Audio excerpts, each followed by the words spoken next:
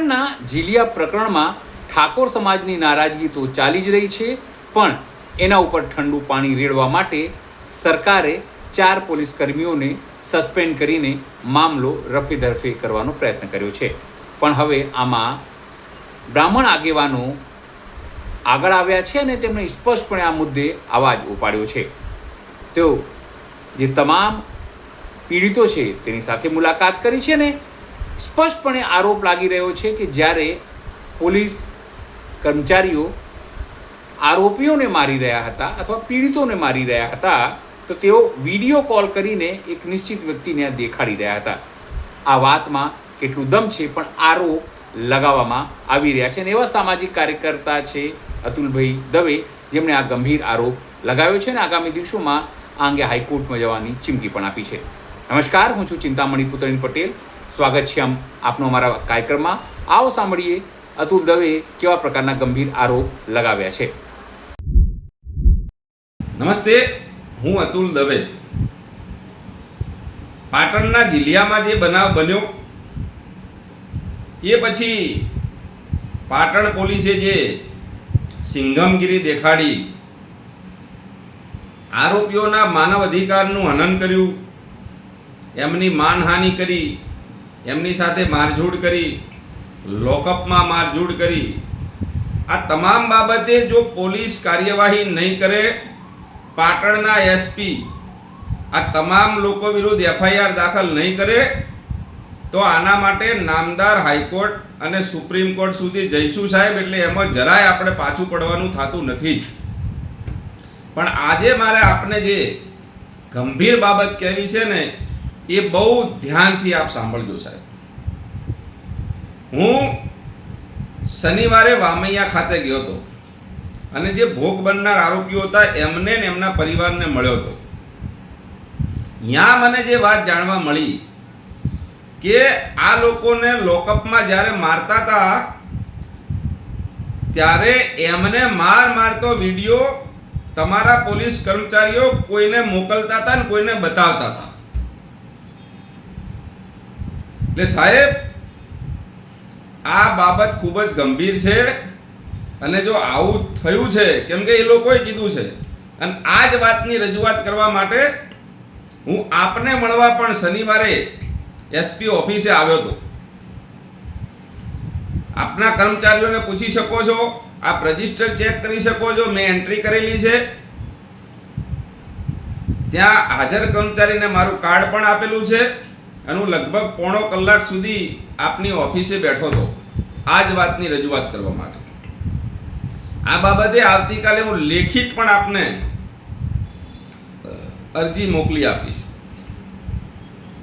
જાહેરમાં મારવું, એમનું અપમાન કરવું, નામદાર સુપ્રીમ કોર્ટના માર્ગદર્શનનું ઉલ્લંઘન, આ બધી જ બાબતે જો તમે કાર્યવાહી નહીં કરો તો નામદાર કોર્ટમાં જઈશું જ સાહેબ.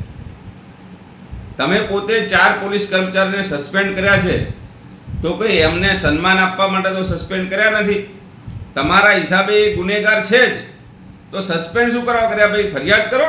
અને 4 જણા કેમ? બાકીનાને કેમ એમની ઉપર કાર્યવાહી નથી કરી?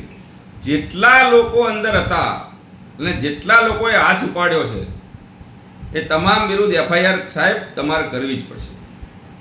આજે વાત આ જ છે કે જે પોલીસ કર્મચારીઓએ કસ્ટડીમાં આરોપીઓને મારતો વિડીયો બનાવ્યો છે, એ વિડીયો કોઈને મોકલ્યો છે અથવા તો કોઈને લાઈવ બતાવ્યો છે ને આ ખૂબ જ ગંભીર બાબત છે સાહેબ, અને આની તમારે તપાસ કરાવવી પડશે.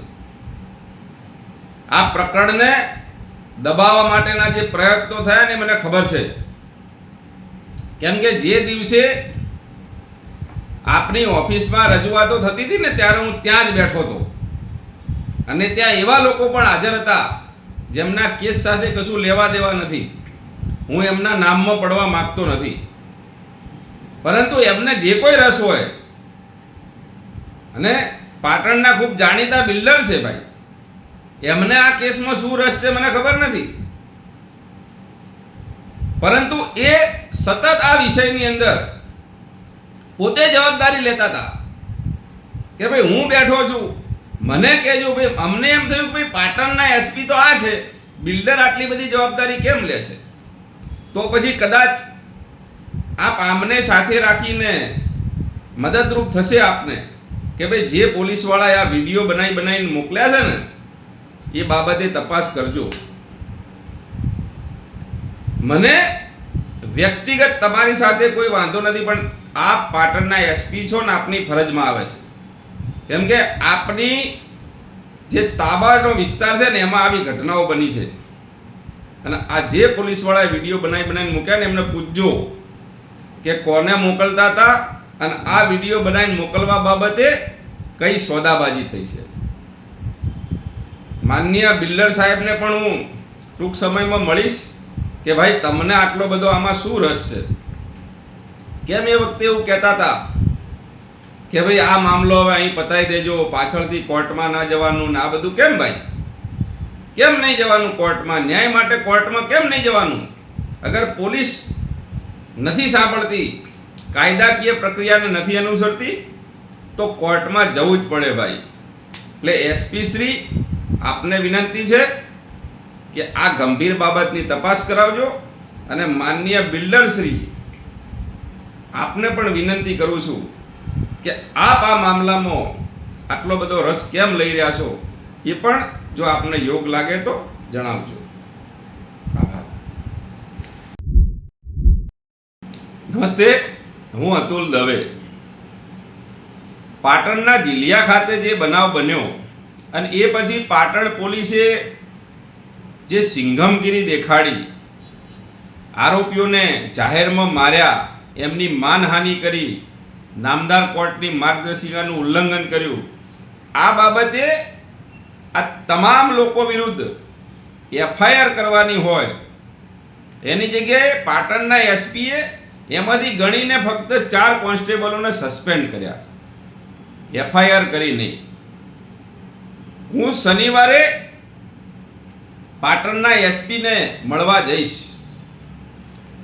કે ભાઈ આ તમામ વિરુદ્ધ કાયદેસરની એફઆઈઆર થવી જોઈએ.